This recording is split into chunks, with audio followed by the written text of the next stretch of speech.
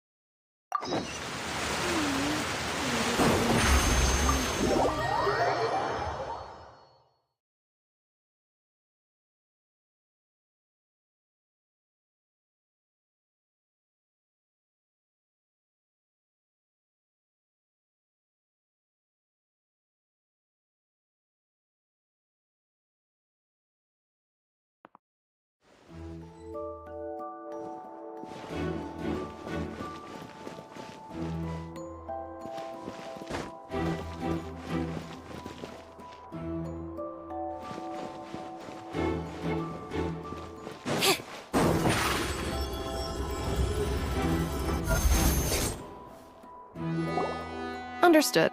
Then I will be going with you. Just so you're aware, I will be monitoring your actions and making notes as necessary. Very good. Thanks for being so agreeable. I'd pull a rose out of my hat as a gift for you if I could. You may spare the pleasantries. I'm just doing my job. You've arrived. Who's this? Me? I'm Spina di Rosula's guardian angel. If you've got a problem, I've got the firepower. Sorry, I got a little carried away there. Call me Navia. I'm a partner of theirs, and will be helping investigate this whole situation. And these are my companions. Would you mind if they join as well? Fine by me. Oh, new helpers? I would be most grateful. Well, let's just say we're tagging along. It's not every day you get to see the secrets behind magic performed on such a large scale. I appreciate your kind interest. Come with me. We'll be heading below stage. Huh? Below stage? Yes, a world of secrets is hidden beneath this magic box, prepared specifically for this switcheroo trick. But before I reveal everything, you should have a look first. Notice anything strange here?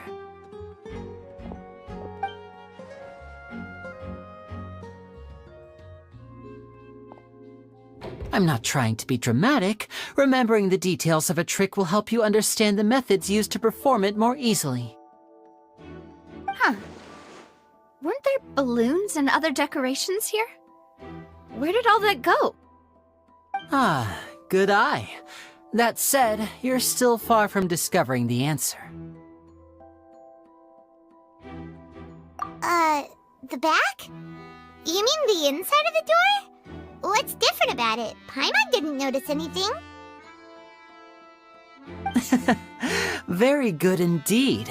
I thought you might not be able to catch that, given that you were sitting in the first row. The back of this door was patterned. Those patterns are now gone, replaced by a smooth wooden board. So, if you put 2 and 2 together, what do you get? Exactly. All right, let's go. I'll tell you how it works as we head down.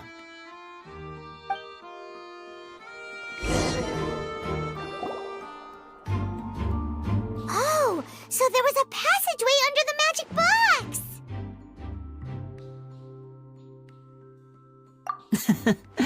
I knew you'd figure out most of it as soon as you saw this place. The 2 magic boxes are positioned right above the 2 entrances of the tunnel. See this flatbed trolley? The box with the lucky audience member in it would be shuttled over to the other side using the trolley. This trolley can raise and lower and even rotate, ensuring that the box will face in the right direction. I see. So that's the purpose of the box inside another box. Precisely. The inner box would descend after the audience member was put inside and be moved along the trolley, all while the outer box would remain on stage as if nothing had ever changed. So that's how you did it! Once the box was lowered, the trolley would store some energy through this device here, with which it would complete the rest of the steps. The audience member would only be able to feel some slight movements in the dark, and by the time she walked out, she would already be back on stage. Right! You were talking that whole time, and you even came out for a moment near the end! Ah, yes. A phonograph operated by Lynette was used to achieve that effect. My assistant and I had already scripted our conversation beforehand. When the countdown began, I had already gone to the opposite box via a tunnel using that ladder. And what about Lynette? Where was she? I was in the mezzanine space in the back of the box. Oh, interesting! That's how we were able to coordinate Linny's lines with the assistant. And, by the way, I was the one who walked out of the box at the end. I mean, we are twins. All it takes is a change of clothes and no one can tell who's who. And that's my favorite part of this trick. Only Lynette and I can perform it. So that's how it all worked! Wow! Every detail you revealed was more amazing than the last!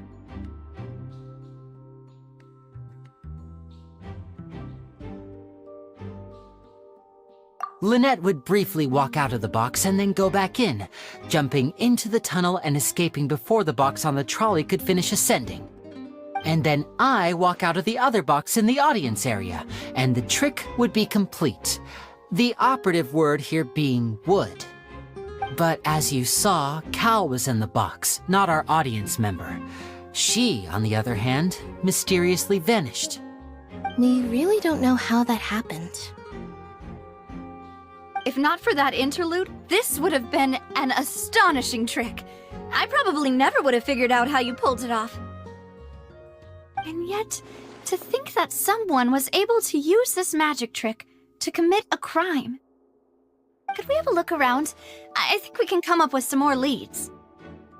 This is the scene of the crime, so Linny and Lynette are not permitted to stay here. I'll escort them back up. Yes, of course. No need to be so strict now. I won't disappear into thin air, you know. Thanks, everyone. We're counting on you.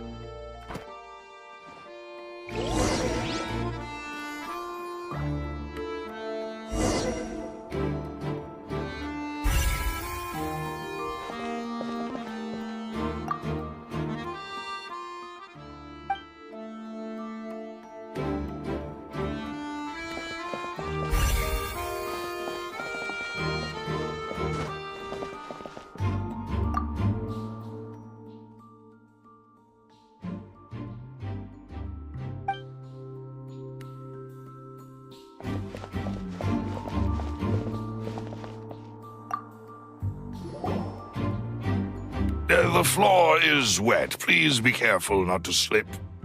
Speaking of which, why would there be water here? Oh! Paimon knows! It's one of those tricks where you pour water into a jug and then flip the jug over only for the water to disappear? And here's a broken vase! Huh. Did the trolley knock it down while moving? That can't be. The trolley moves along tracks from start to finish. It couldn't have hit the vase at this distance. Let's Let's note this down too and think about it later.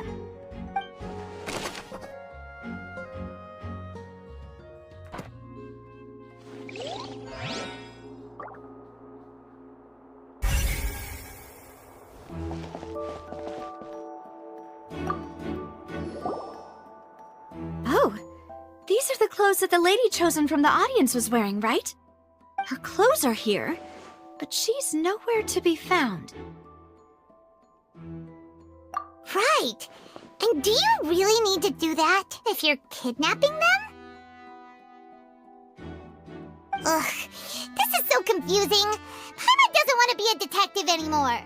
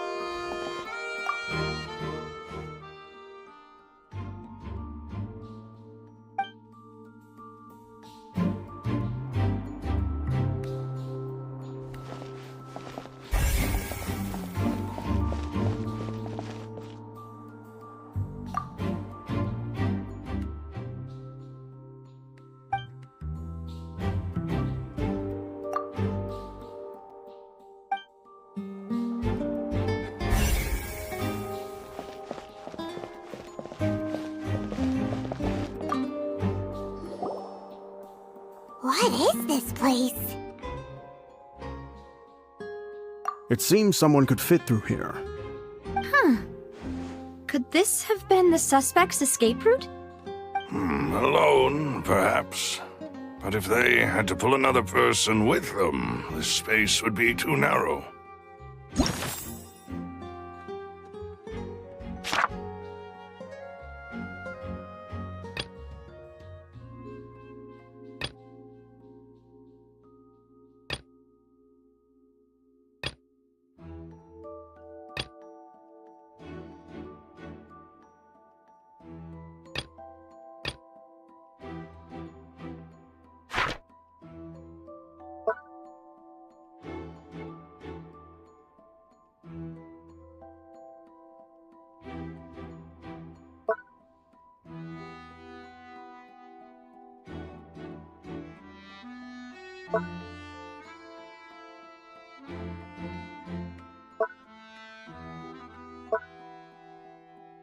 But there are no other ways in or out of here. Oh, you're right! Let Paimon write that down.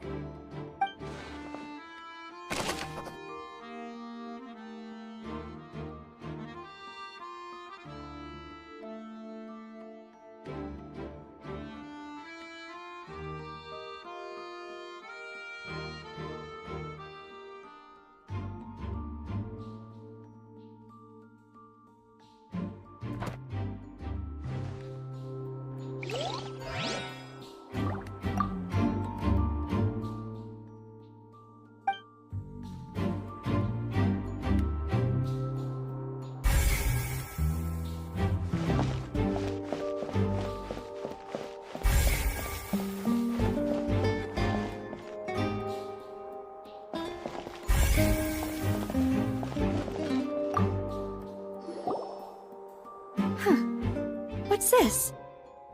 Looks like a hook tied to the end of a rope. Huh? There's all kinds of odds and ends here.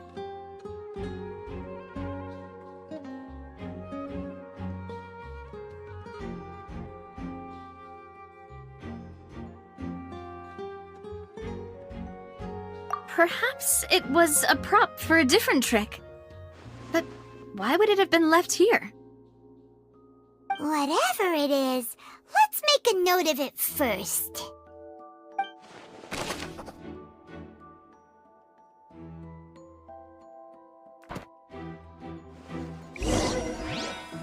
Seems we're just about done investigating down here. Yes, let's head back up.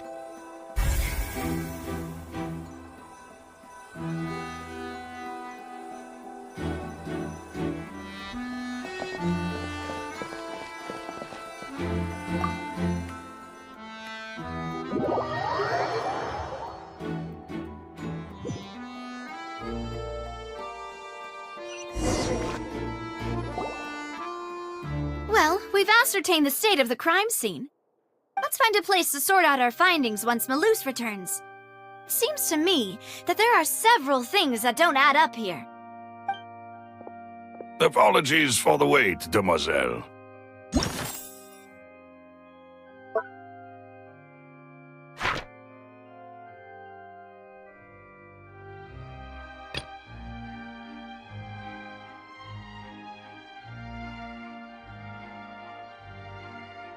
So, what did the guards say? Did the criminal escape through the vent? They believe the odds of that are very low, since the vent leads to the Opera House's basement. The guards have checked the area carefully. No one left through the basement during the performance or after the incident, and no one was found hiding there. So the tunnels become like a secret chamber then! You know, like the kind you usually see in novels! The plot thickens. Halsey's disappearance and Cowell's death are both quite inexplicable. No wonder Farina was so confident in her accusation. All the current evidence points toward Linny and Lynette. In other words, the charges are very likely to be upheld unless we make some considerable progress. Charges and then trial. So if the charges are upheld, they'll announce a sentence? That's right. This is how a trial goes in the Opera House. During the proceedings, the Chief Justice and the Oratrice will hear statements from both sides.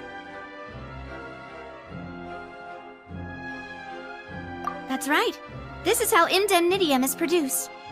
The statements from both sides, the defenses from attorneys, witness testimonies, and even the audience's emotions will all be projected on the Oratrice. To put it simply, it's as if the Oratrice has its own will, and is a judge in its own right. This also precludes any kind of favoritism on the part of the Chief Justice. Not that this has ever happened anyway. Once both sides have finished speaking, the Chief Justice will make his final decision. This, too, will be used by the Oratrice as a reference. Then, finally, the Oratrice will be consulted by officials. The result it returns is the will of justice itself. Huh? So that machine is the one that actually decides? Paimon thought Neverlet called the shots.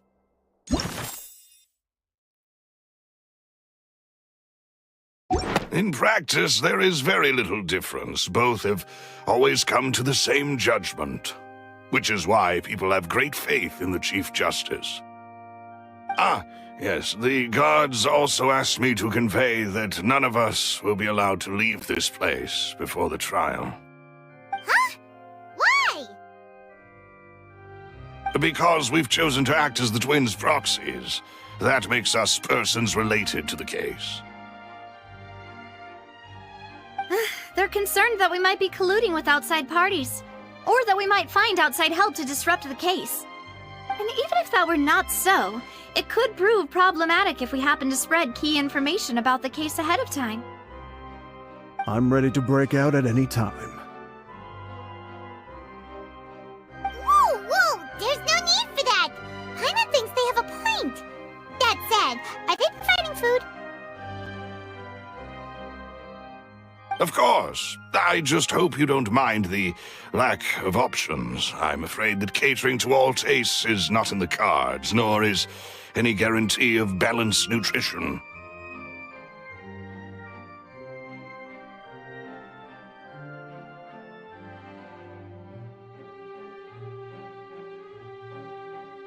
In that case, let's just sort out our findings together here.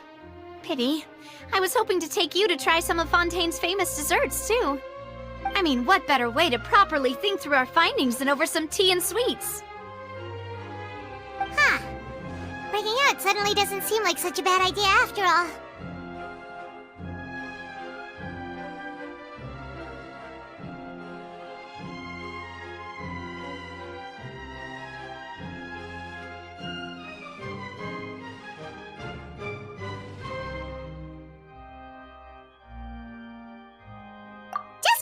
Just kidding!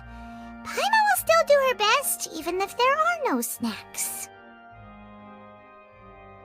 What do you mean, no snacks? course we'll have snacks. If we cannot buy some, then we'll simply make some. Huh? Here? But how? Understood, demoiselle. Everyone, please come with me.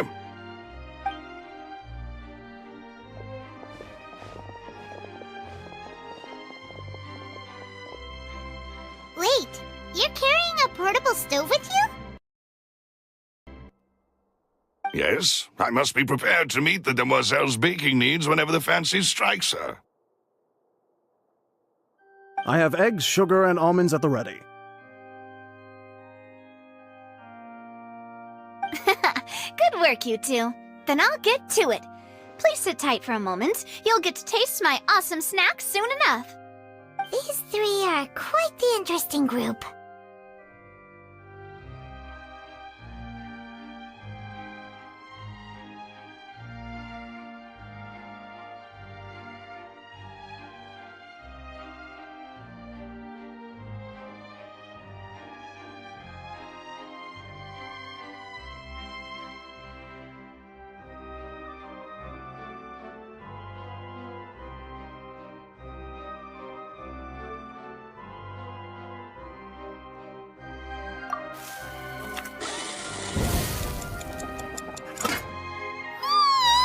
And Paimon thought it smelled good while it was still in the oven! Oh, it's even better now. Paimon can't stop drooling. From the way you had these two guys carrying all that stuff around, Paimon thought you'd have them do more during the baking process. But you ended up doing the entire thing by yourself! Beating the egg whites, grinding almonds, everything! I was applauding. And I was giving encouraging smiles.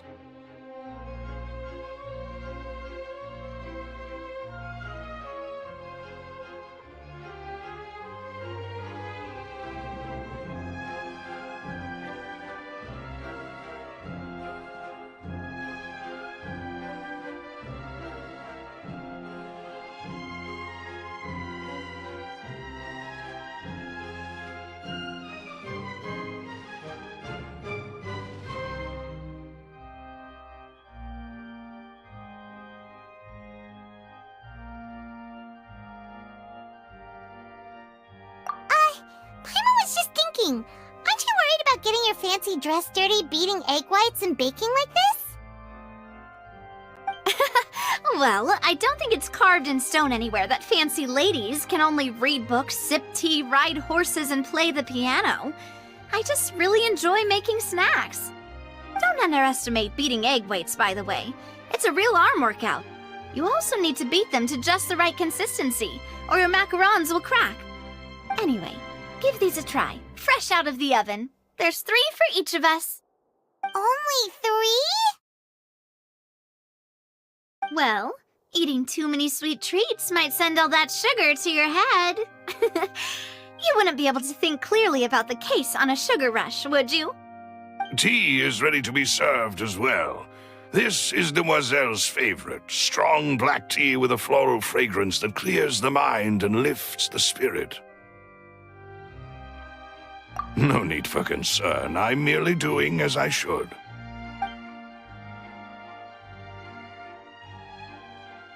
All right then. Down to business. As Paimon mentioned previously, the tunnel seems to be something of a secret chamber. However, we can assume that Linny and Lynette were not alone within it. Some criminal also occupied its sealed confines. The magician twins could have committed the crimes, of course, but they lack any logical motive. Exactly! Why would they do such a thing right when everyone was watching? The flower vase and the thud we heard during the performance could indicate some altercation between Halsey and the criminal in the tunnel, resulting in the shattering of the vase, the discarding of her clothes, and her abduction. Perhaps the criminal thought that since she was chosen from the crowd, she would be too easy to identify if she was still wearing the same clothes. Paimon thinks that makes sense, but the real trouble is...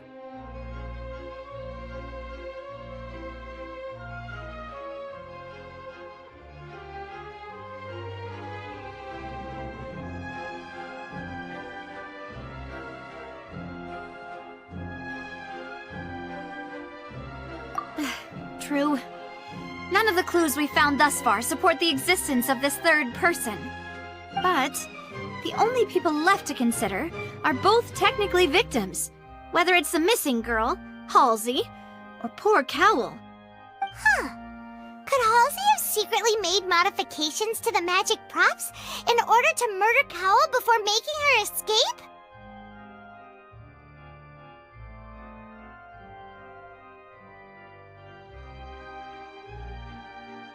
That's right. And even if she had tampered with the setup, she would need to understand the entire trick to pull it off.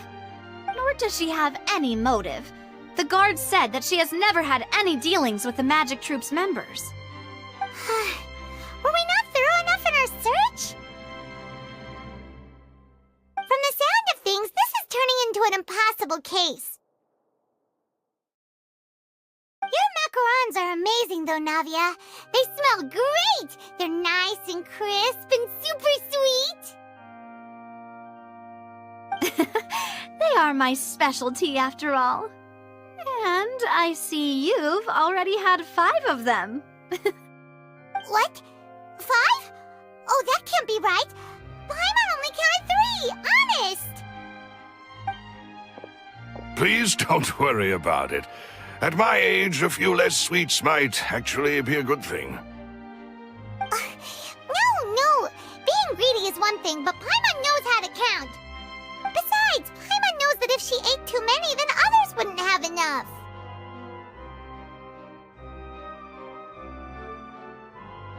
Wait, even you don't believe Paimon? How could you? If Paimon ate those 2 extra macarons, then may they turn into stone in her stomach! All right, we get it. Well, I suppose one of us might have gotten too engrossed in our chat and eaten them by mistake. No big deal. Malus, set up the stove again if you would. Huh? What are you doing? Making sure everyone gets 3 macarons, of course.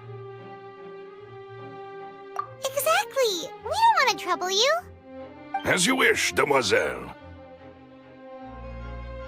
And I have the egg, sugar, and almonds. Well, this really is your hobby, huh?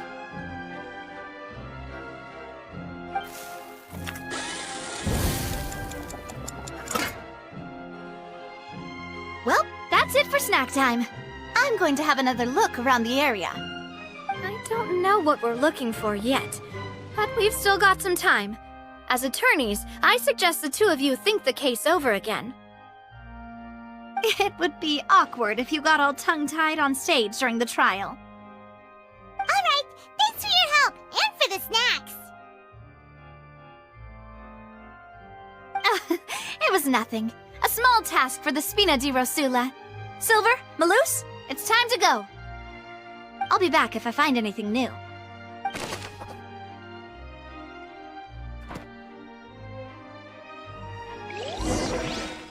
All right, it's time to put our heads together. We've got to get our defense ready for the trial. Oh, it's probably going to be a long and difficult case. There's no point in worrying about that now. We just need to prepare. Here, take Paimon's notes. They should help you review the situation.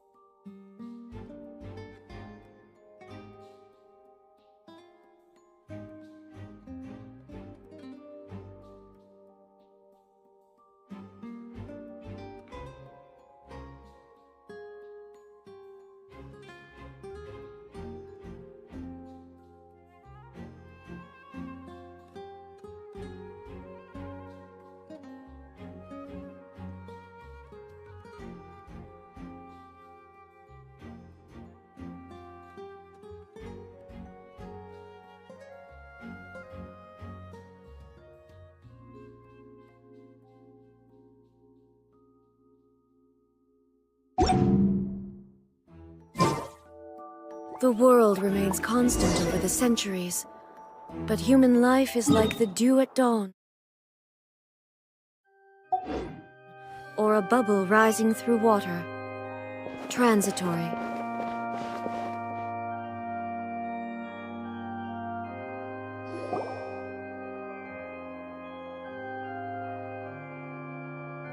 What do we do? The whole situation is so confusing. Good plan. Impossible things don't just happen. We'll get to the truth one way or another. Just relax. Even if everyone else suspects Lenny and Lynette, at least we will be supporting them from the stands. Besides, I doubt Farina understands any more about what happened than we do. Thanks, Navia. Well, we'll be going then. Best of luck to you.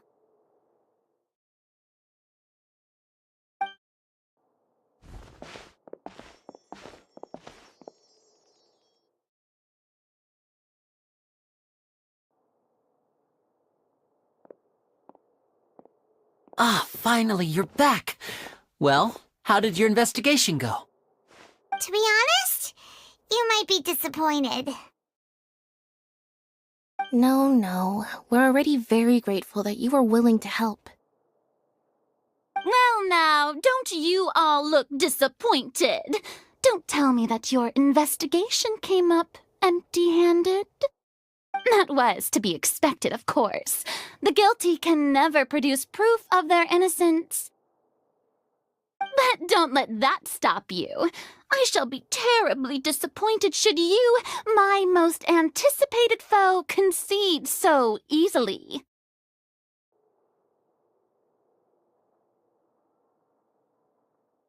Since both parties are present, I declare that the trial regarding the magic show incident is now in session. Firstly, in order for the audience to understand the causes and results of the incident, could we please have Mr. Linney explain the trick? Yes, of course. I will explain while Lynette demonstrates on stage. All the necessary items have been prepared.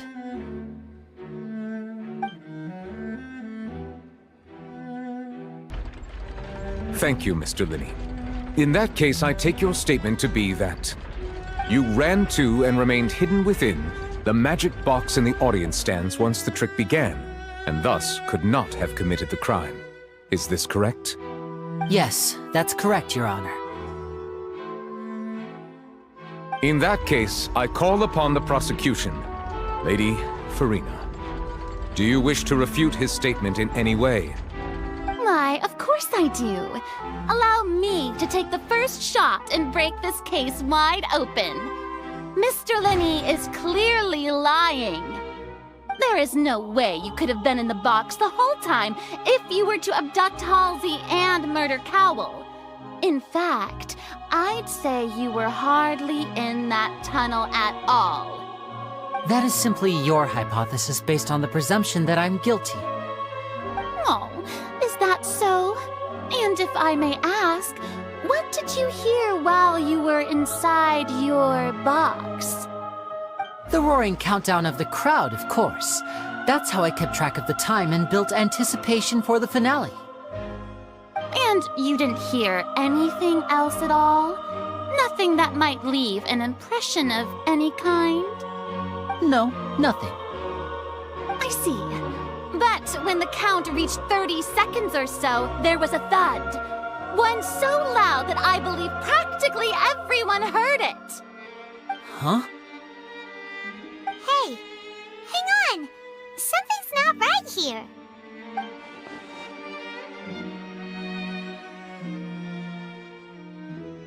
Yeah, I'm sure he could have heard a noise that loud from inside the box. I was right by the box and I definitely heard the thud. Look at those scales.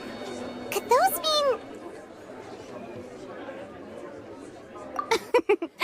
Well then, ladies and gentlemen, allow me to use the words of the magician himself. You never know what can happen in the blink of an eye. Indeed, it seems his alibi can also collapse in the blink of an eye. Of course, I have armed myself to do far more than smash your alibi. Confidence cannot go unfounded, and my foundations are rock solid. Tell me, aren't you and Lynette actually from the House of the Hearth? The House of the Hearth?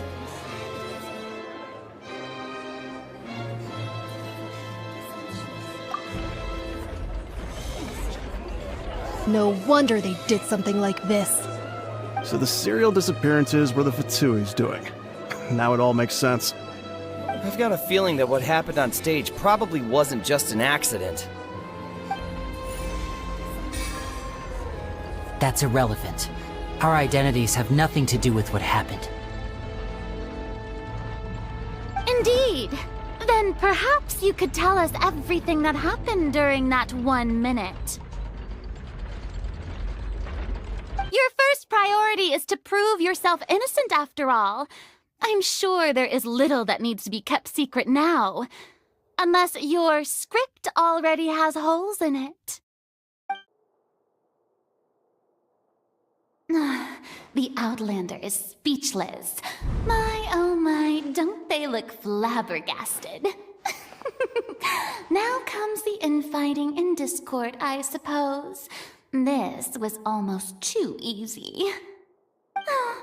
Good thing I made all those preparations. Seems the all-nighter I pulled last night is really paying off. Hey, Linny! Why didn't you tell us this before? Order! Order! Mr. Linney, allow me to re-establish the facts. Lady Farina has raised 2 points. First, when the thud was heard in the Opera House, you were neither in the box nor the tunnel. Second, you and Ms. Lynette are both members of the House of the Hearth. Are these claims true?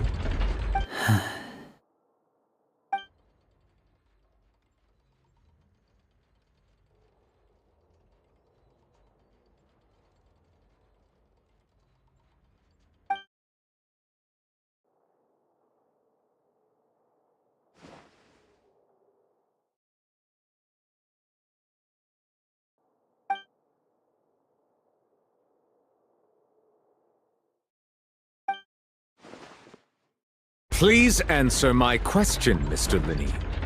I'm sorry. Yes, they're true, Your Honor.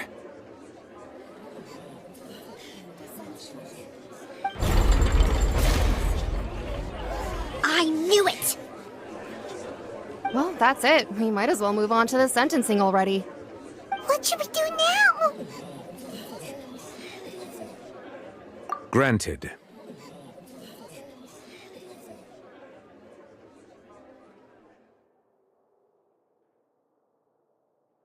In that case, what is your request? Is that really necessary? They're already as good as guilty. The defendant deceived their own attorneys. What is there left to discuss? Order! Order, I say! Your request is reasonable, and we shall adjourn. This trial will reconvene in 1 hour. So you would stick to Mr. Linney's defense even after knowing what you do now? You certainly have more professionalism than I thought. In that case, my dear audience, let's allow the joy of victory to steep for a little while longer.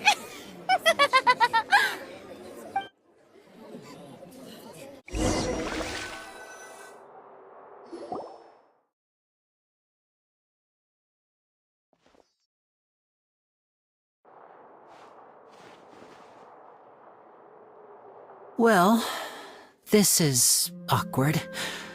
I didn't think the Hydro Archon would dig all that up. I'm sorry, Traveler and Paimon.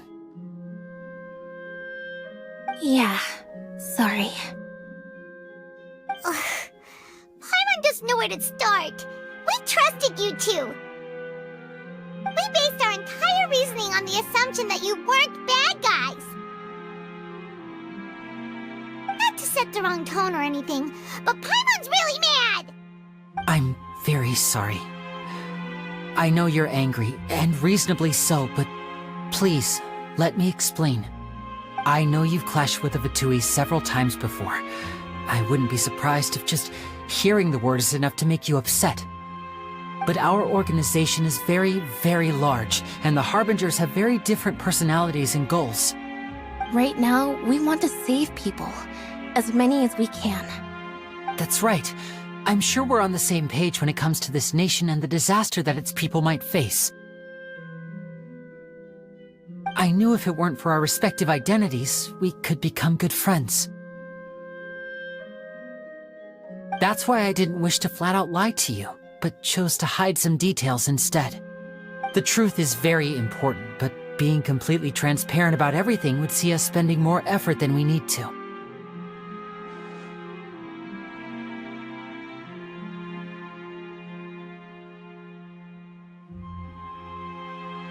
Right. So, you be the judge. Heck, if I were you, I fear that I'd even struggle to trust me at this point. You met a Fatus who works as a magician, a trickster by trade. All by coincidence, too. But still, I'm asking you to trust me. I am no criminal. At least, not in this case. Sorry. Please forgive us.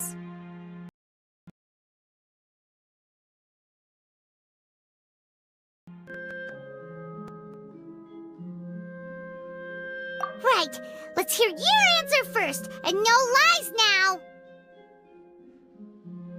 Of course, I'll answer any question you ask.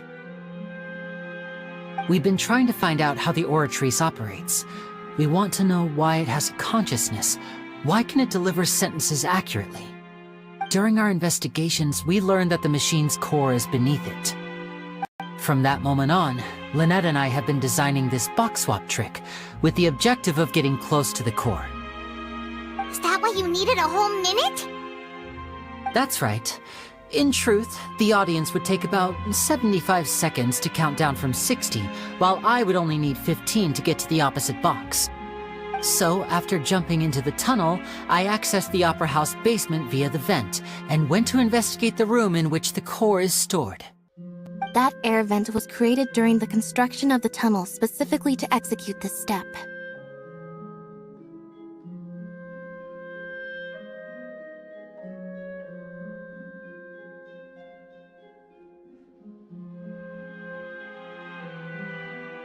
Well, nothing. As soon as I reached that room and was about to investigate, I heard someone's voice. Which should have been impossible, of course. I was quite certain that I was the only one in the room. That voice seemed to recognize me and tried to speak to me. I chose to err on the side of caution and retreated the way I came. On the way back, I saw the broken vase and the clothes on the ground, but the countdown was almost finished, so there wasn't time to give it any thought. After that, the homicide occurred just as you saw. Well, that explains why you didn't hear the thud.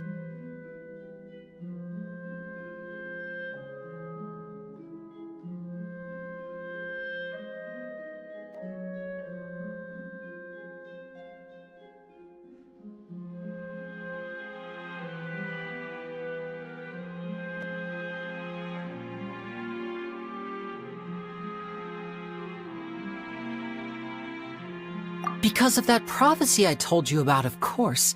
We must know all we can about this nation's secrets in order to deal with that prophesized crisis. That's the only way we can save everyone.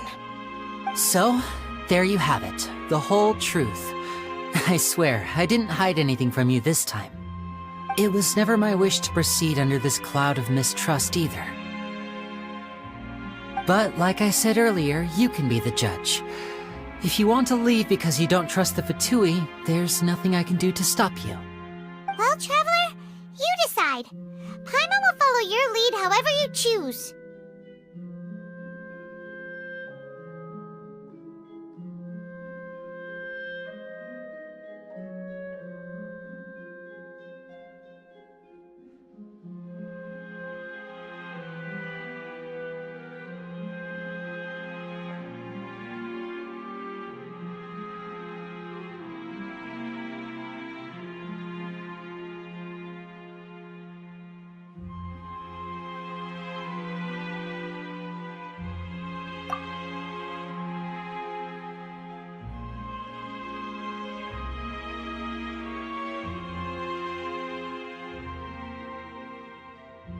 Okay, thank you.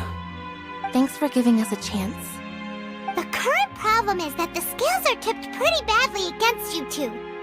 If we want to refute the Hydro Archon's accusations, we're gonna need a seriously watertight defense. Huh?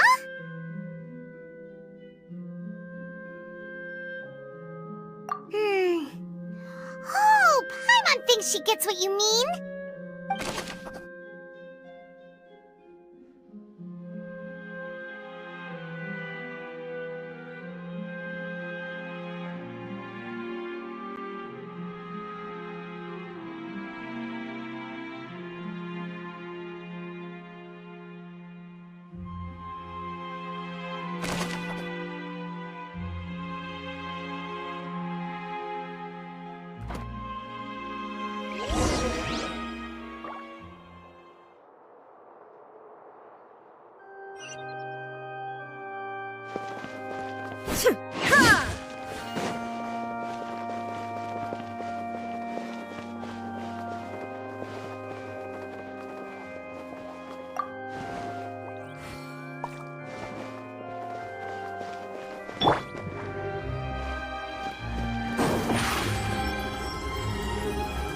Surprise!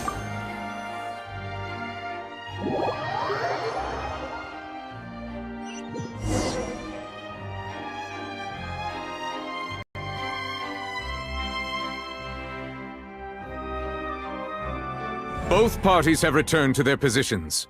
Let us continue the trial. When last we left off, Mr. Linney acknowledged the new evidence presented by Lady Farina as fact. Therefore, Lady Farina may continue stating her reconstruction of the events. That took long enough. Now then, if everyone would lend me their attention. At this stage, let's revisit that scene from Linney's perspective.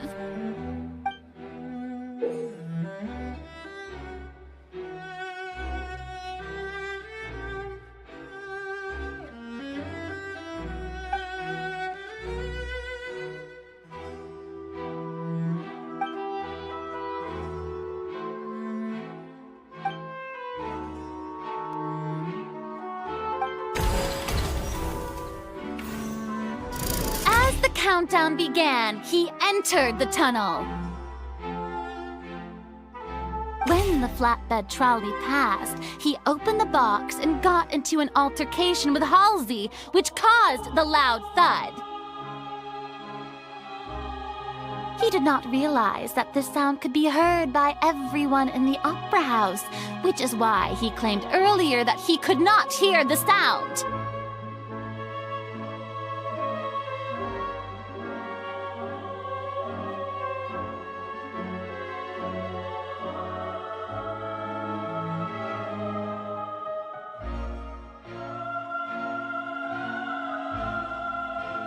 Finally, he used the vase to knock her out, before making her change clothes to prevent others from recognizing her.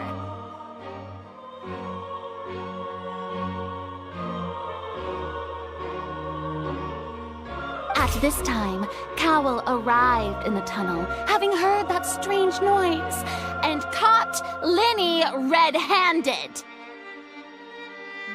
So Linney proceeded to knock him out too before stuffing him into that box.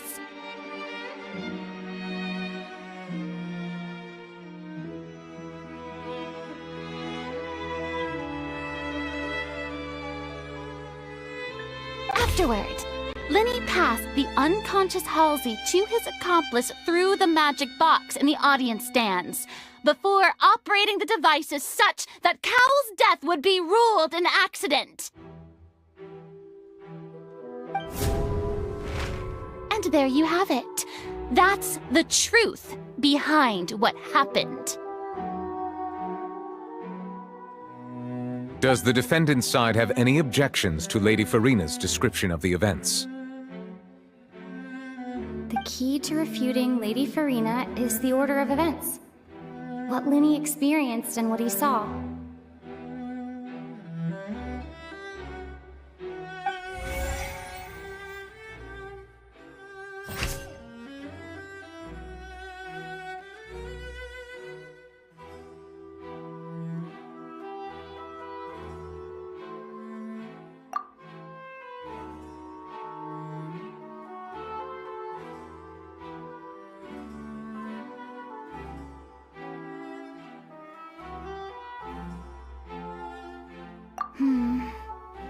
Seems this won't produce a particularly effective...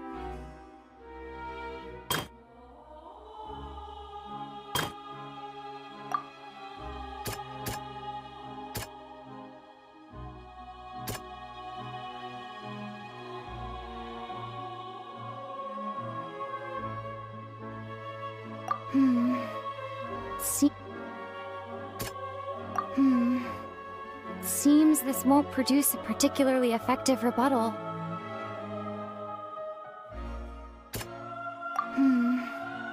Seems this won't produce a particularly effective...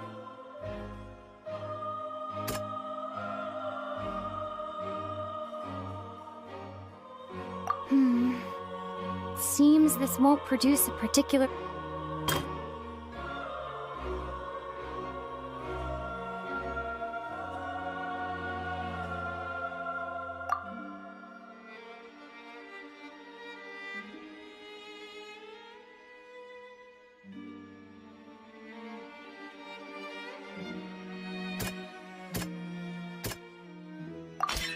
According to Linny, he left via the vent after entering the tunnel. He couldn't have had that altercation with Halsey.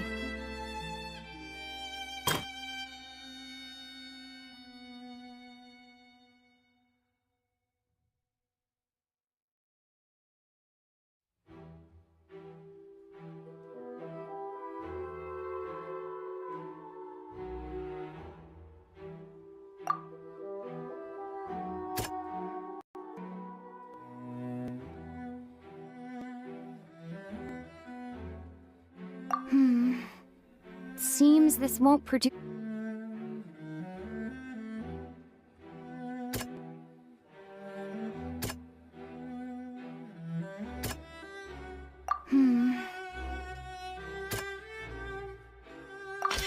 Linny went to the room that contains the Oratrice's core.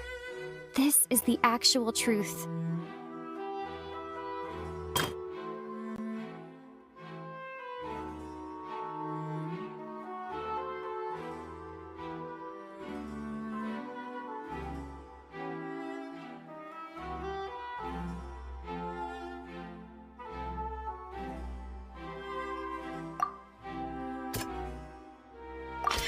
Linny did not take part in the underground altercation.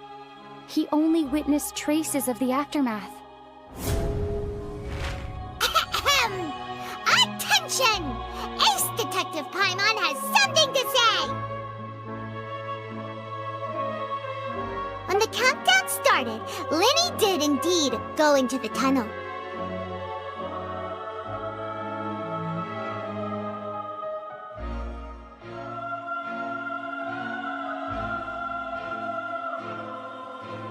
But he immediately used a vent to access the Opera House basement, which is, he heard a voice in what should have been an empty room. Since he felt something was amiss, he returned immediately.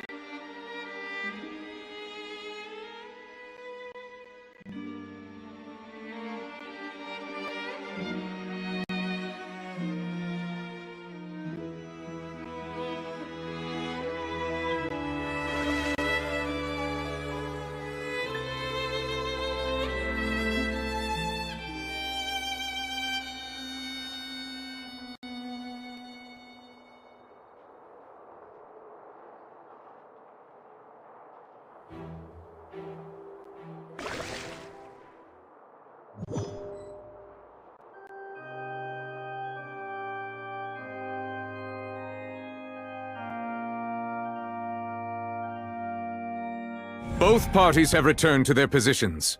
Let us continue the trial. When last we left off, Mr. Linny acknowledged the new evidence presented by Lady Farina as fact. Therefore, Lady Farina may continue stating her reconstruction of the event.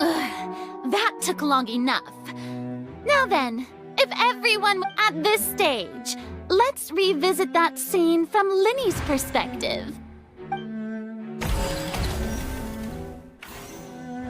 As the countdown began, when the flatbed trolley passed, he did not realize that finally, he used the vase to knock. At this time, Kalo... So Linny proceeded to... Afterward, Linny passed. And there you have it. That's the truth behind what happened. Does the defendant's side have any objection? The key to refuting Lady Farina is...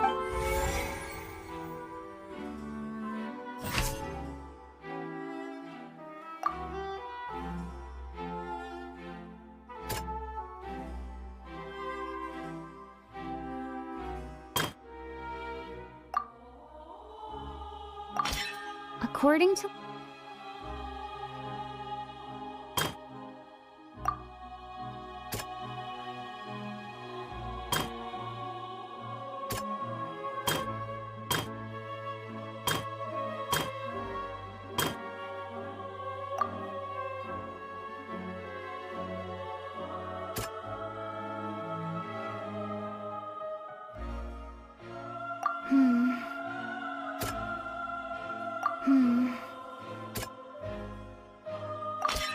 Linny went to the room that contains the oratory.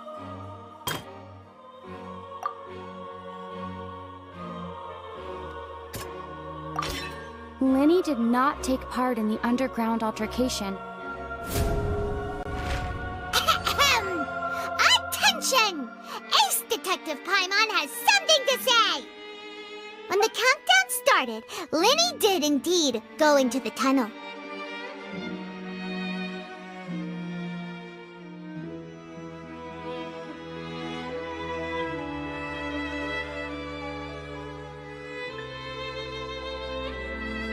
But he immediately used a vent to access the Opera House basement, which is where the underground core of the oratories is stored.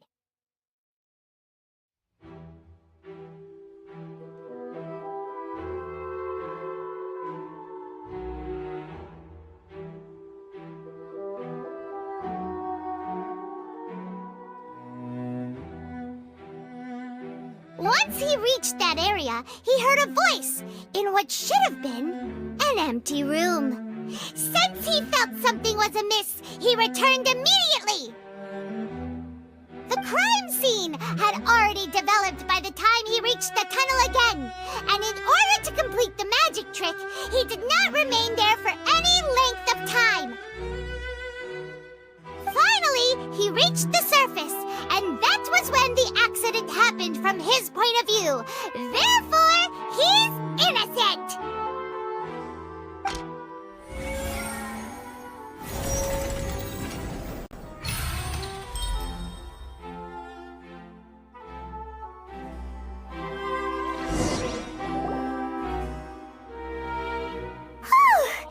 Paimon did it! Paimon actually managed to say all that! Wasn't it awesome? In other words, you believe that he knew nothing of the incident? That's right!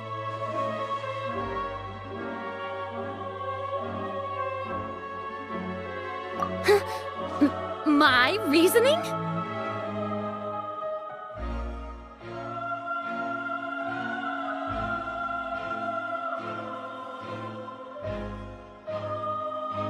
If that's the case, then if Kalo hadn't entered the tunnel, who was the entire setup meant to kill? Assuming that what you say is true, Linny only needed to kidnap the young girl to cause a new disappearance case. What would the point of killing someone on stage be? Oh, they have a point. That's right, you tell them! And that's why they're partners of mine. They've managed to turn things around. Oh, well, your denial is very strident, I'll give you that. But what proof do you have to back your claims? Of course I do. If he had been in the magic box the whole time, how could he have not heard that sound? Why do you ask? You're saying that he wasn't?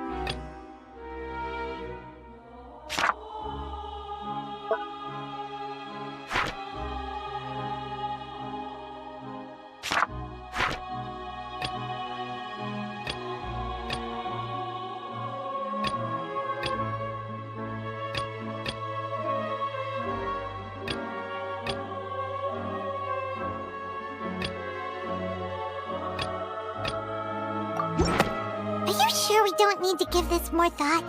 Paimon thinks there's something off here.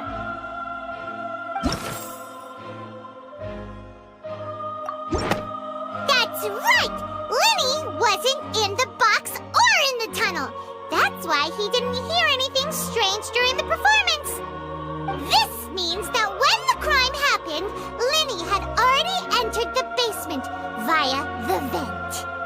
The same clue you used to disprove his alibi has now become the best proof! Ha ha! How do you like that?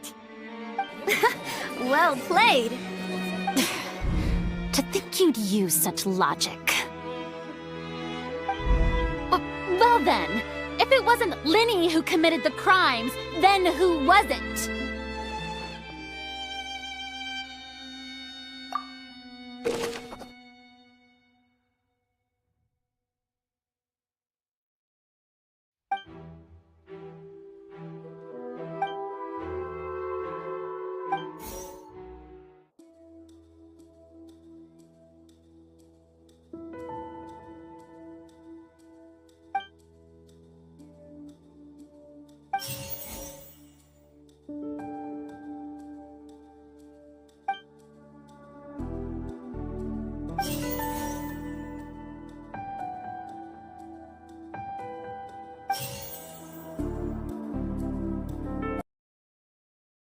Elsie is the missing person and an ordinary audience member.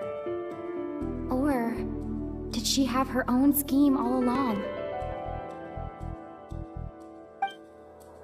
The deceased's name is Cowell, Linny's assistant. He would have been able to tamper with the equipment. Could there have been a third person involved? Is that really a possibility?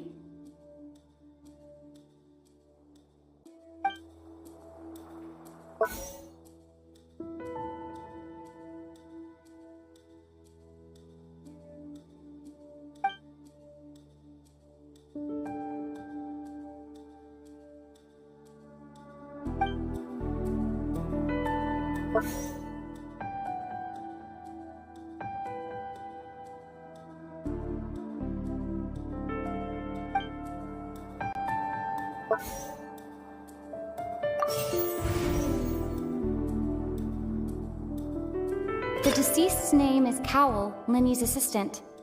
He would have been able to tamper with the equipment.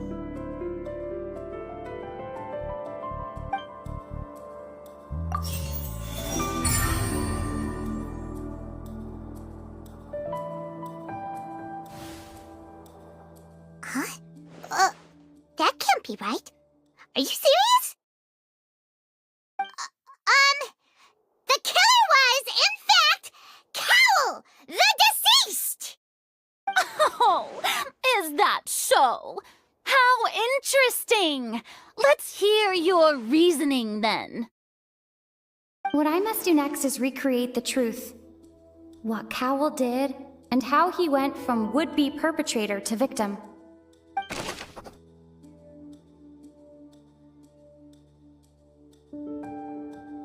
Linny was not in the tunnel at that moment, which gave our criminal ample time.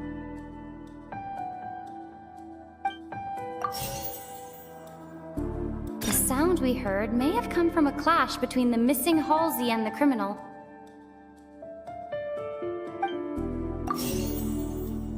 Halsey's clothing was in the tunnel, so there must have been some fear that she would attract attention.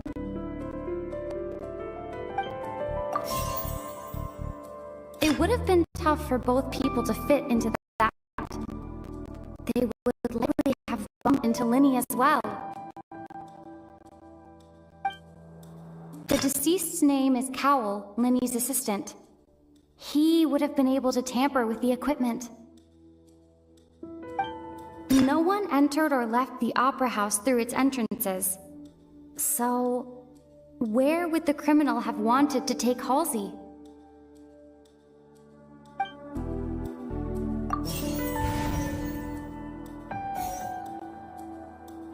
No one entered or left the opera house. The deceased's name is Cowell, Linny's assistant. would have been tough for both people to fit into that vent. They would...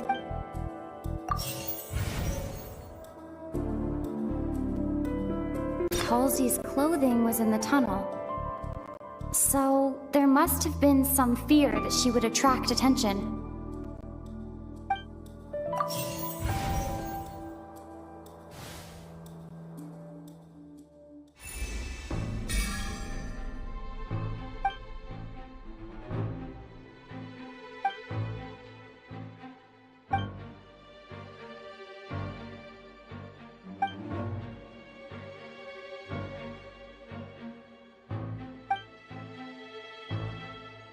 What's wrong, Traveler? Are you still having trouble figuring things out?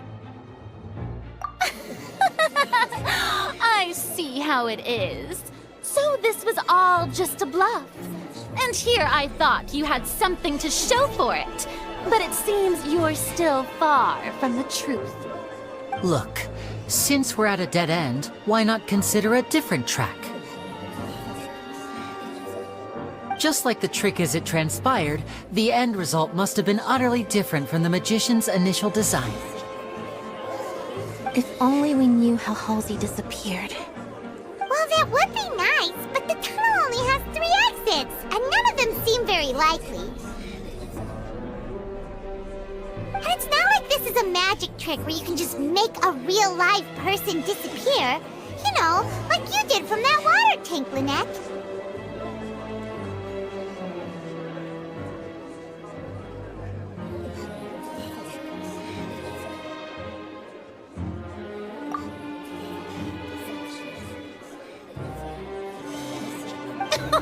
Excuse my interruption, dear opponents, but do you not see that the crowd is growing impatient? There is no greater sin in this opera house than an awkward delay in the performance.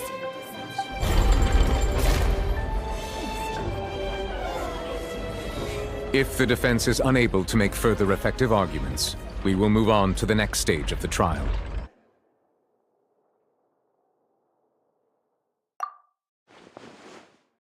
Lenny was not in the tunnel at that moment, which gave our criminal ample time. The sound we heard may have come from a clash between the missing Halsey and the criminal. The deceased's name is Cowell, Lenny's assistant. He would have been able to tamper with the equipment. The vase was not broken by chance. It was used to cover important evidence. The water.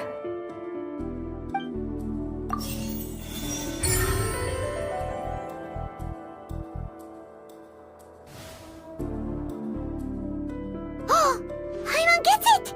It all comes together if Halsey disappeared instead of being kidnapped.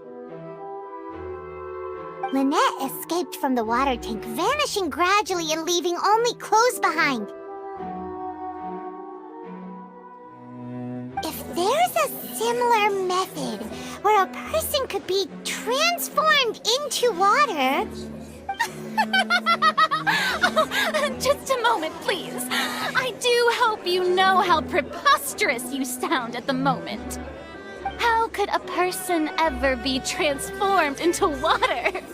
This is reality we're talking about here, not some magic trick.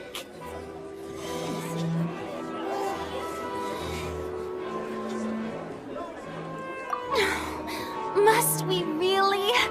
I should think that of anyone. Your friend Linny already knows this truth very well. Magic tricks are ultimately just illusions and misdirection. But Halsey's disappearance is very real. We're talking about 2 completely different things. Even so, I trust the Traveler's judgment. The truth must be out there somewhere. Perhaps some new line of reasoning may open if we try to gather all the focal points that don't make sense. Since Cal was the deceased, we haven't placed much attention on him. But given that we aren't making much progress with the case, it wouldn't hurt to have a look at his belongings, would it? People really do come up with all sorts of harebrained schemes when at the end of their rope. The the way I see it, your suggestion that we broaden the scope of our investigation is nothing but a tactic for stalling the trial. Nevertheless, I believe that this is a reasonable request on the part of an attorney. Since the trial does indeed appear to be at an impasse, I believe that additional evidence may help us make more progress. Guards, please step into the lounge and examine the personal effects of the deceased, Kalo.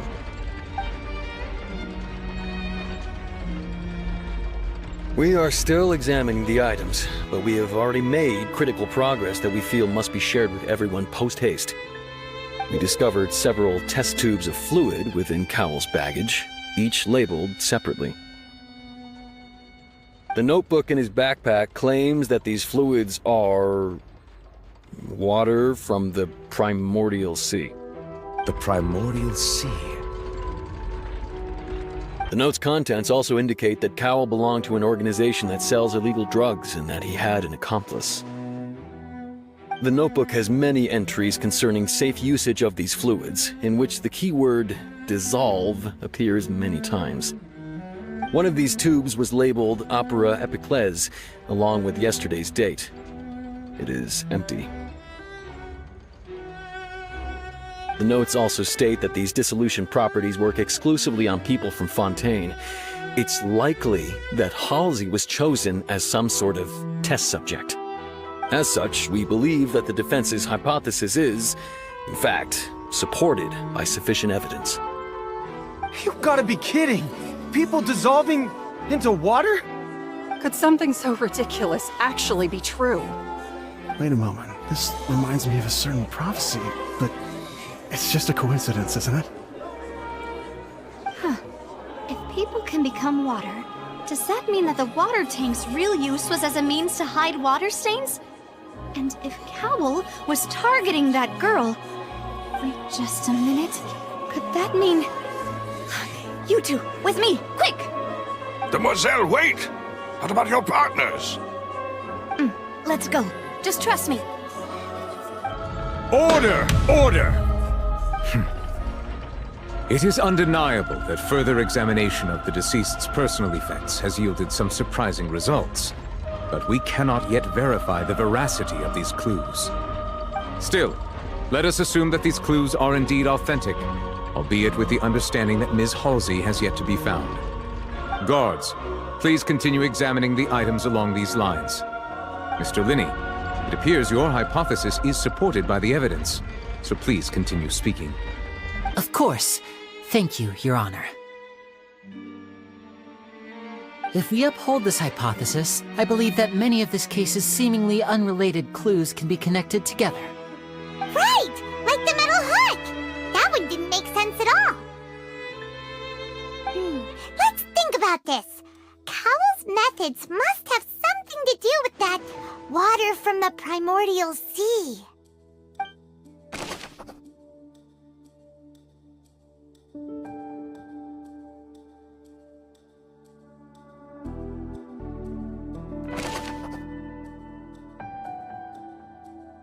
The water from the primordial sea should already have been prepped before Halsey entered the magic box.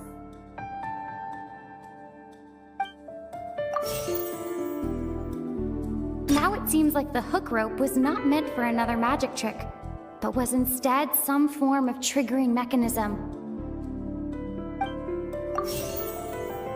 The rope that strung the water tank up was lit by the fireworks and cut. As such, the focus here is on the water and not the tank.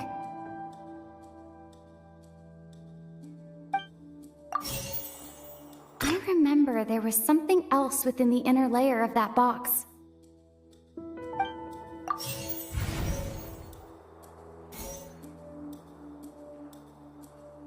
The rope that strung the water tank up was lit by the fireworks and cut. Lynette was in the magic box on stage the entire time. The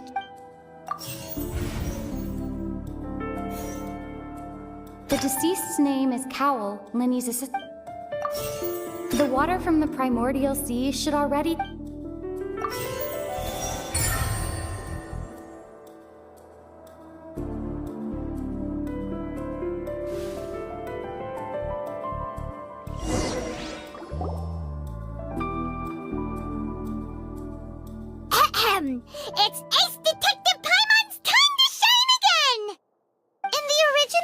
program, Kalo would tamper with the water tank rope, and the number selector securing his target.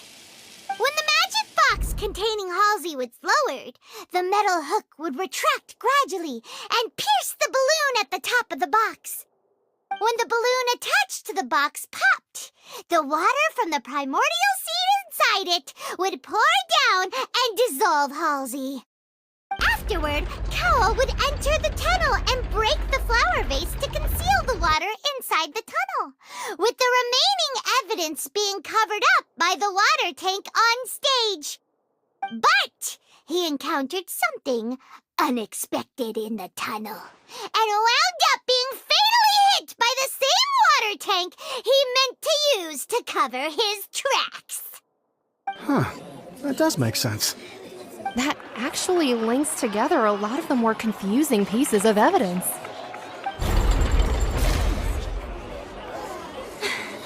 Oh dear, what do I do? Even I think they sound convincing now. Have I falsely accused an innocent person? What a humiliation. Now, it seems like the only point of contention remaining is the exact circumstances that led to Cal's death. His notes mentioned he had an accomplice who could be related to the situation. On that note, the guards have just contacted me indicating that they uncovered new evidence. I shall now invite him on stage to share it with us. Thank you, Your Honor. We were just inspecting the luggage of the other people involved in this case.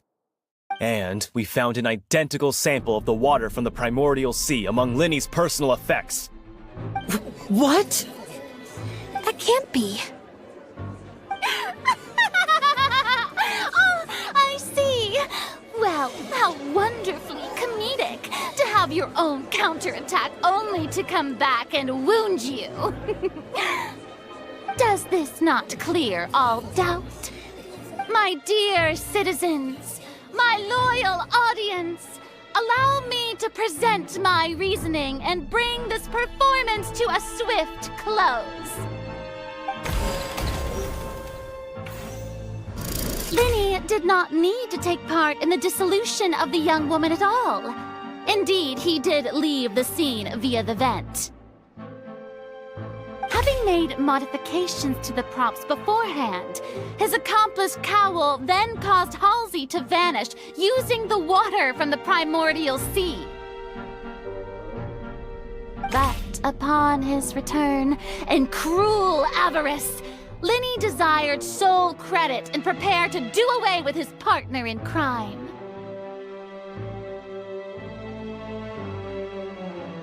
Ultimately, he knocked Cowl out, and the tool meant to cover the crime up also became a murder weapon.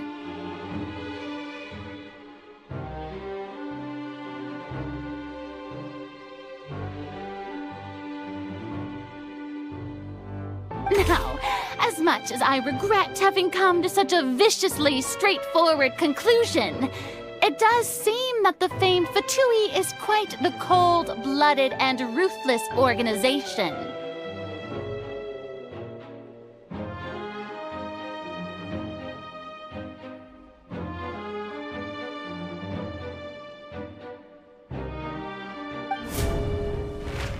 Am I right, Mr. Linny? We've used up all the evidence we collected. There's no way for us to make a rebuttal here.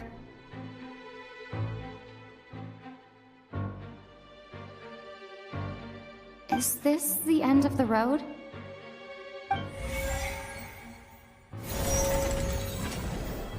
Oh no!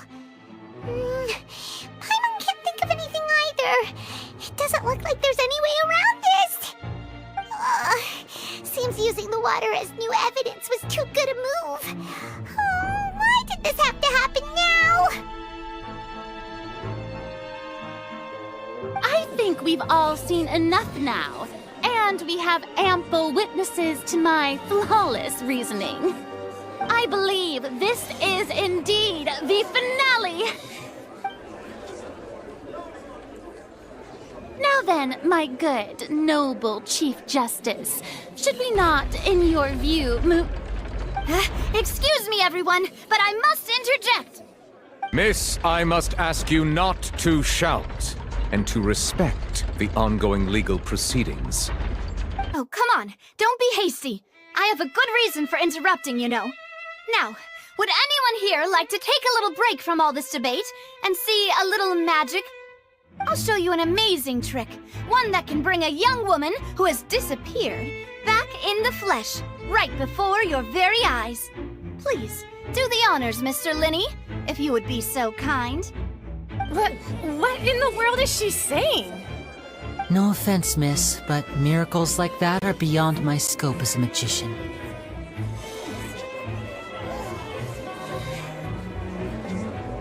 Come on now, don't be silly. Magic is all about misdirection, isn't it? It often conceals the truth while presenting a fascinating illusion. But once everyone believes the illusion, can't magic reveal the truth to them once again? And wouldn't such a trick be the most marvelous finale to today's performance? Come on, Linny and Lynette. Give it another go.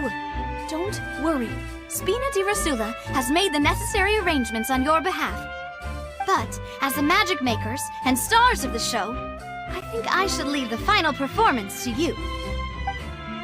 I understand.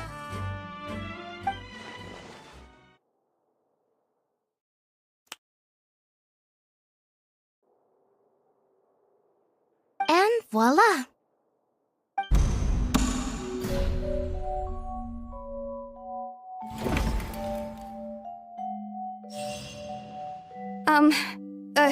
Sorry for the interruption.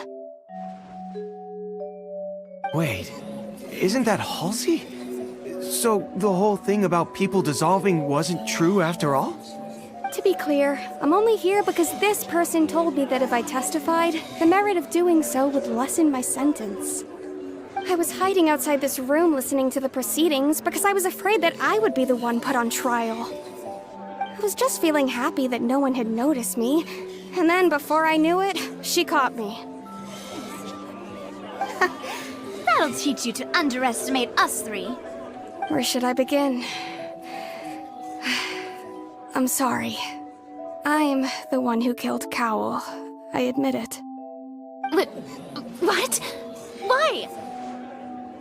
Firstly, my name isn't Halsey. It's Lillian, and I'm originally from Mondstadt. I heard that Linny's show was gonna be a real thriller, but I missed the chance to buy a ticket, so I stole one. That's how I make a living. I steal stuff here and there, and I'd never been caught before. But I was noticed at the harbor a few days ago, and I barely got away. Linny was the one who caught me in the act. Hey, no wonder you look familiar. So you were the thief. Liddy even in the end of it, but then the number selector chose me. He even mentioned the Fortress of Meripede. That's a prison, isn't it? So you can imagine how shocked I was. I thought he was onto me for sure. So I played along with the show while looking for an opening to flee, but then I got water poured on me for no reason, and then someone jumped into the tunnel to nab me. I wasn't going to take that lying down, so I knocked him out and stuffed him into the box. There was nowhere to run from there, though, so I had to change my clothes and hide in a box containing performance costumes. I slipped out after the first guard arrived at the scene and continued hiding inside the opera house. Can a person even hide in there?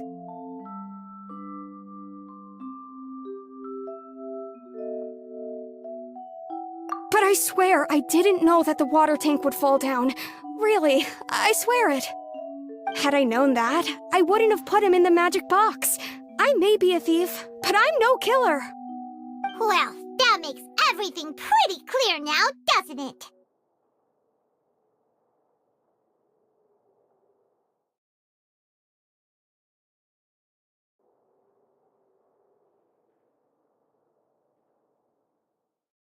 This time, we need to tell the entire story from Lillian's perspective.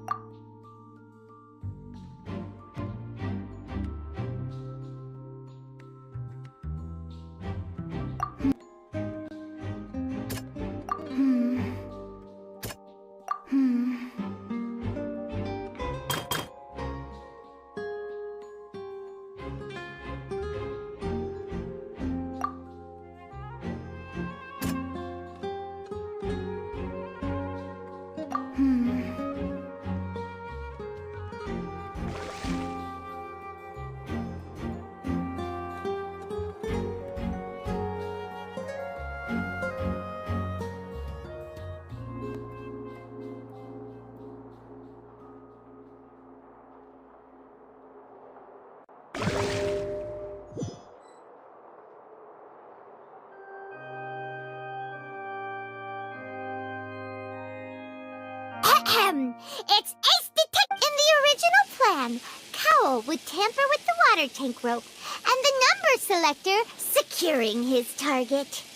When the magic box containing Halsey was lowered, the metal hook would retract gradually and pierce the when the balloon attached to the box popped.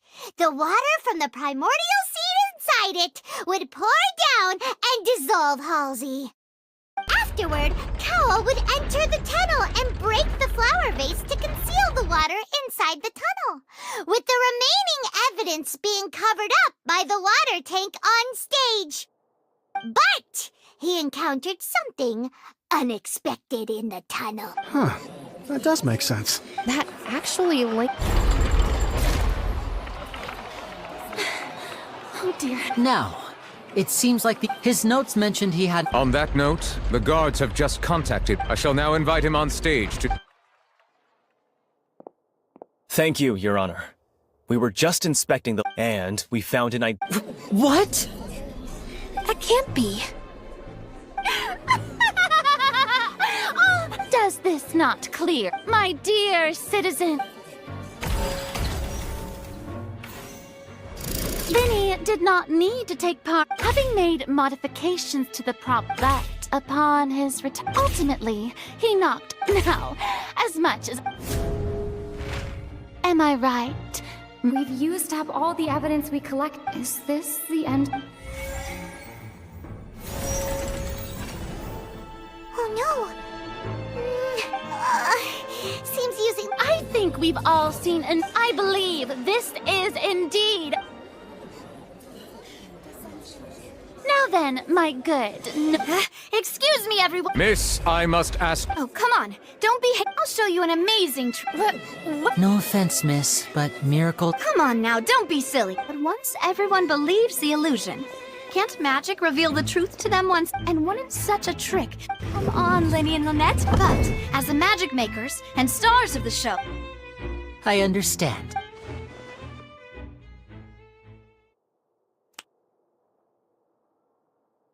And voila.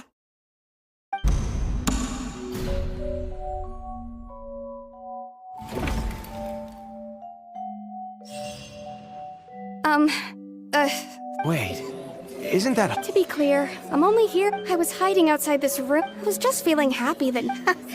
That'll teach... Where should I begin? Firstly, my name isn't Halsey. It's Lillian, and I'm originally from Mondstadt. I heard that Linny's show was gonna be That's how I make a living. But I was noticed at the harbor. Hey! No wonder you look familiar. Liddy even mentioned that you were pretty skilled. Well, and I thought that would have been the end of it. He even mentioned the Fortress of Meripede. That's a prison, So I played along with the show. Well, I wasn't going to take that lying down. There was nowhere to run from there, though. I slipped out after the first guard arrived at... Can a person even hide in there? But I swear, I didn't know. Had I known that, I wouldn't... Well, that makes everything pretty clear now. This time, we need to tell the entire...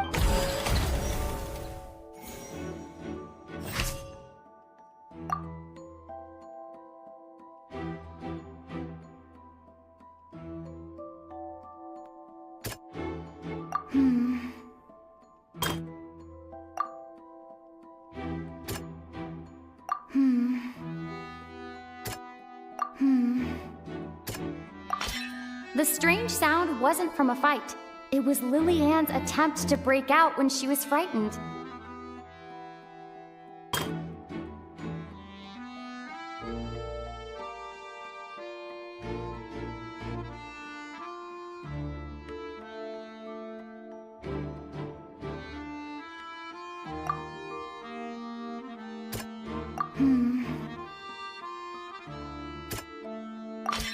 The flower vase was not broken to cover anything up, but was smashed during the struggle between Lily-Ann and Cowl.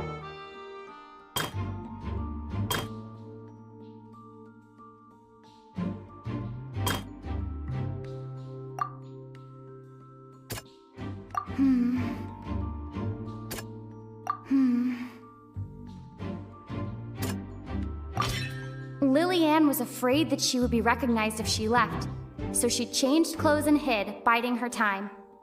Just what one might expect of an experienced thief. And it's Ace Detective Paimon time! Having been selected out of the blue, Lillian panicked. Her panic only intensified after she entered the tunnel and had water poured on her head. So she kicked the door open, producing the thud we all heard. Hearing the commotion, Kalo leapt into the tunnel, only to discover that Lillian had not dissolved. He did not know that Lillian was not from Fontaine, but was a thief who made her way in by stealing a ticket. Mistakenly believing that the water from the primordial sea needed time to take effect, he tried to force Lillian back into the box. The two broke the flower vase during the struggle, but Lillian came out on top, knocking Kalo out and putting him in the box. With no way of escaping, she changed her clothes and hid in the costume trunk until the performance ended.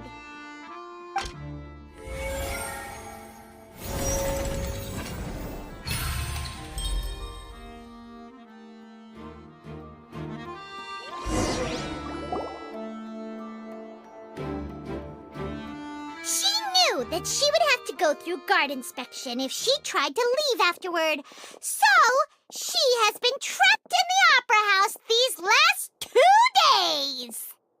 She had already become desperately hungry by the time we were chatting over macarons. So, she swiped 2 of them right under our noses. Talk about a sneaky thief. At this point, all the events that happened at the tunnel have now come to light. Ah, so that's the whole story. Bravo! Bravo! Now then, Lady Farina, do you wish to speak against the defense's statements? Please answer the question, Lady Farina. Also, if I may add, the trial has not yet ended. As such, I request that the prosecution not leave the room before the proceedings have concluded. What, are you reading my mind now? No, I have no further arguments. I admit defeat. But really, could you at least have left me with some dignity? Wow, look at that! She's like a deflated balloon now. If there are no objections, then as the Chief Justice of Fontaine, I shall once again repeat the full sequence of events.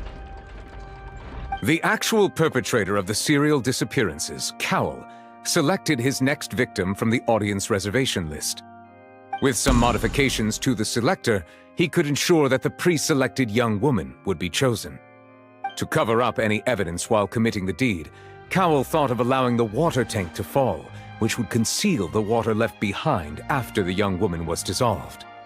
He also tampered with the rope suspending the water tank, using the fireworks at the end of the performance to cause the tank to drop and hide the watermarks. He poured the water from the primordial sea into a balloon during the preparation of the magic box and stuck it to the box's lid. Finally, he passed the prepared hook on a rope through the gap in the magic box's door when bringing the young woman to said box. When the magic trick officially began, the box containing the woman was lowered into the tunnel, tightening the hook rope and bursting the balloon containing the water.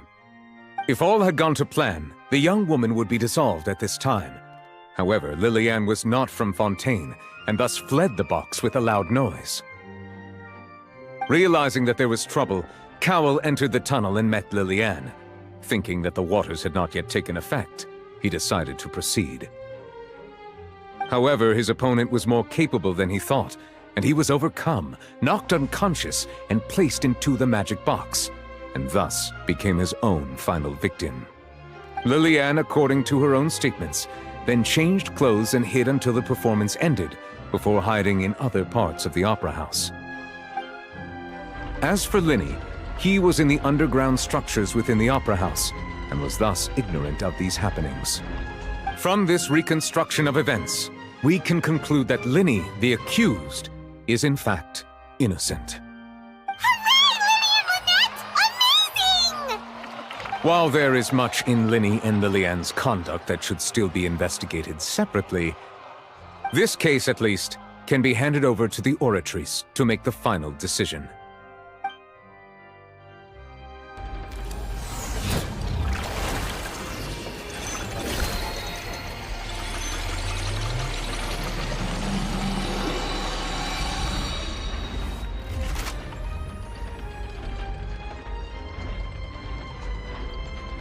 As such, Linny and Lynette are officially declared not guilty.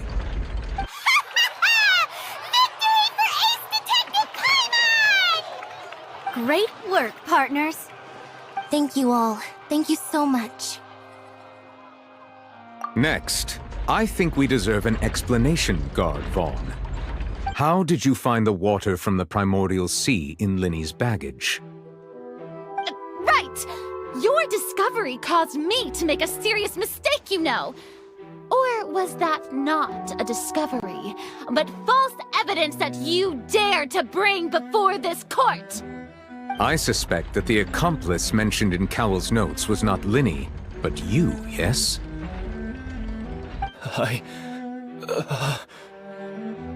I'm sure you know what you must do to lessen your sentence.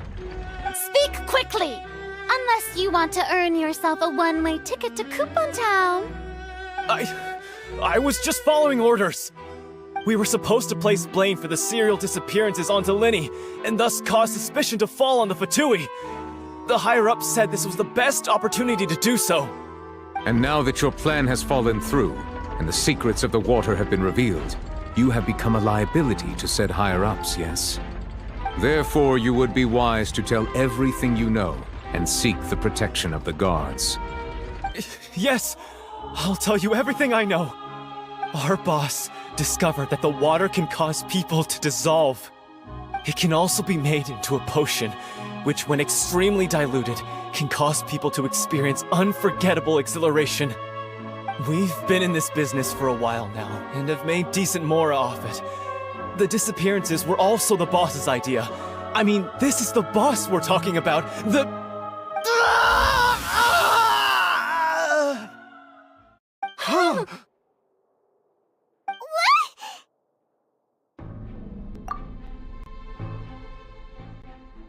And now he can no longer talk. Such ruthlessness. I shouldn't have expected any less of them. An outrageous act. All present, please submit to inspection immediately.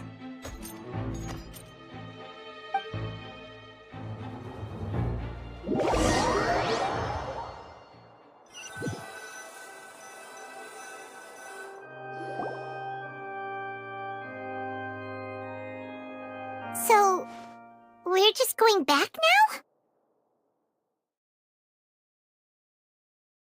That's true, but... Traveler, Paimon! Please wait. Linny... I know you may not want to speak to me right now. Maybe you don't even want to look at me. But still, let me thank you again for defending me to the end, even after you learned that I'm a member of the Fatui.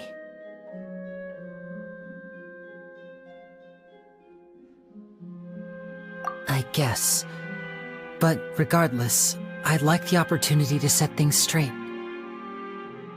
I didn't approach you with any ulterior motives or ill intent. I've spoken to you as myself, just plain Linny this entire time. As for why I'm a Fatus, it's because the goals of the House of the Hearth align with those of an orphan like me. That's all. That was how Father, who you might know as the Knave, approached recruiting us back then too. The Knave? The one who controls the House of the Hearth? She's your father? That's right.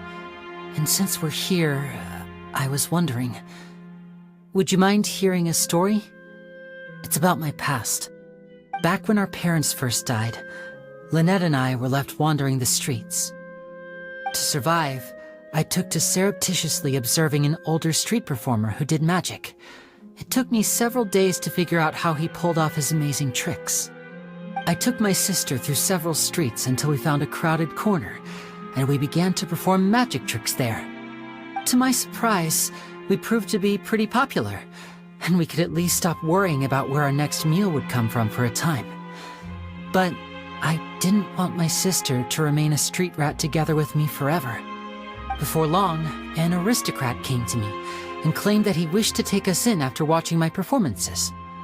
So you went from orphans to nobility just like that? That was how we felt at first, too. As if fate was on our side and we could say goodbye to those painful days. But I gradually discovered that while we were called foster children, he was really after my talent for magic tricks. He would constantly take me to all sorts of banquets to garner attention, which he would then use to expand his social circles. That doesn't seem too bad either. Better than roaming the streets at any rate. It took a while for me to realize just how dark his heart really was. After one particular performance at a banquet, I discovered that Lynette was not on the same return vehicle as me. I waited a long time after we returned home, but she did not come back. I went to that noble's bedroom and asked him about her whereabouts. The answer he gave me was, she caught the eye of the most eminent person at the banquet, so I sent her over as a gift. I mean, you'll be able to perform your magic regardless of who your assistant is, yes? Oh no. So he was gonna... But wouldn't Fontaine's laws deal with such people? As far as outsiders are concerned, this is a relationship akin to adoption or foster care, and they have their ways of escaping the eye of the law.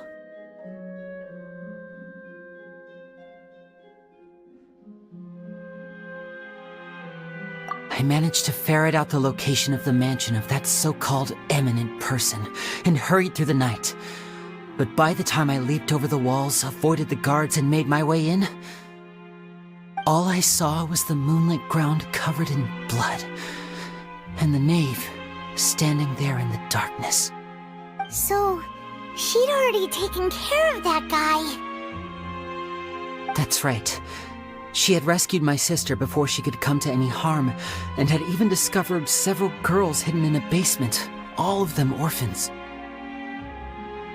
Father, the knave, might have seen something in me, and so she made me an offer. Hearth welcomes you, for your interests align with ours. Here, none will ever betray you. Indeed, betrayal shall never be permitted here. I was hesitant to trust her. I had just been betrayed by nobles. But she was also quick to destroy the noble who had taken us in at first, giving us back our freedom. Oh, so that's how the two of you joined the House of the Hearth.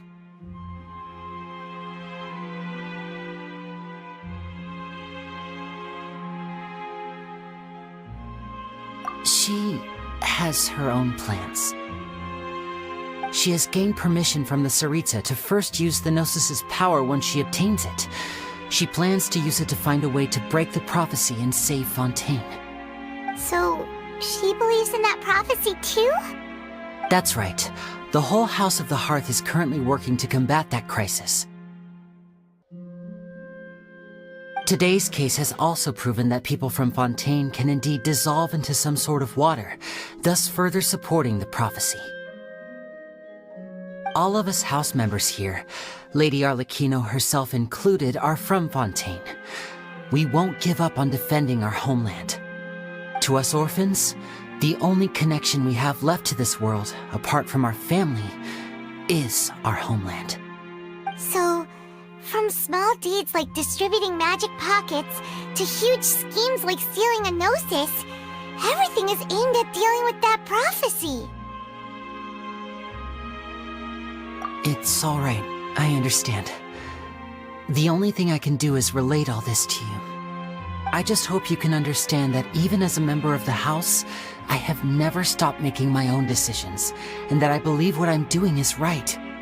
If you should need anything at all in the future, feel free to find me. I will do my best to help you, as plain Linny.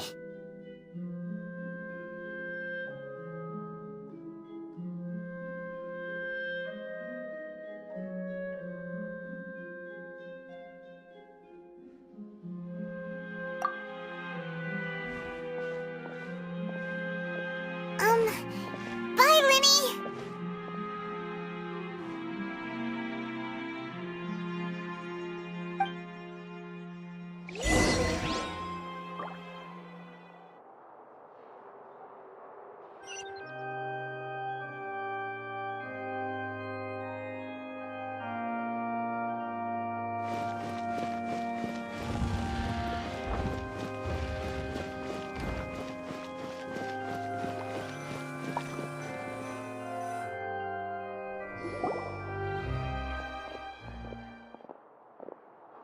Hey there!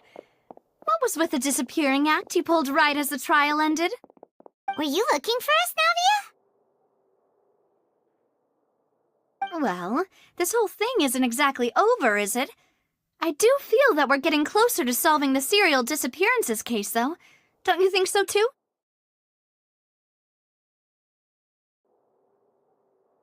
Huh?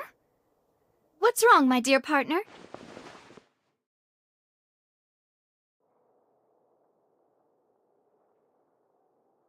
Besides, are you sure we're the ones who can crack a case that's been cold for decades now? And given that there's new evidence from the trial, there should be a trail of breadcrumbs for the Hydro Archon's people to follow now, right? Ah. I see. Well, I won't lie. I'm a little shocked to hear that from you. But I suppose you are just travelers who have only arrived in Fontaine after all. Sorry. I might have been too presumptuous. Don't say that, Navia. Ah, and we were having so much fun investigating with you, too. It was like having new waters flowing into a stagnant mire, causing new hope to spring forth, and the reflection in the murk to become clearer. Sorry about that. I'm a bit prone to nostalgia. Don't mind me. Wait, shall we have a farewell meal? You know, to commemorate our time as partners? Huh? Do we really need to get that formal? Well, guess you really did treat us as partners, huh? Well, I'd just like to have a proper ending to every important memory.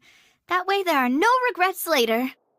Anyway, it would just be a meal, so it shouldn't take up too much of your time.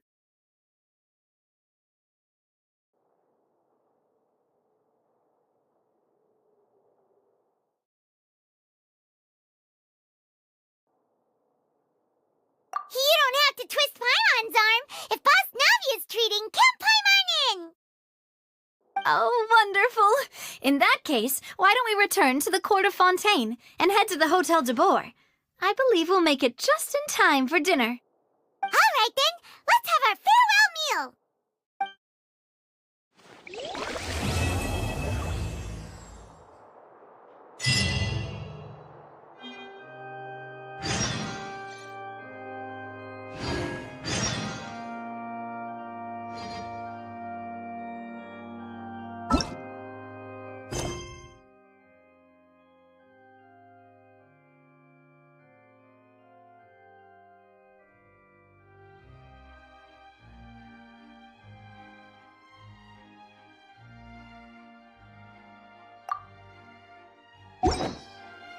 Seems Linny is saying some strange things again.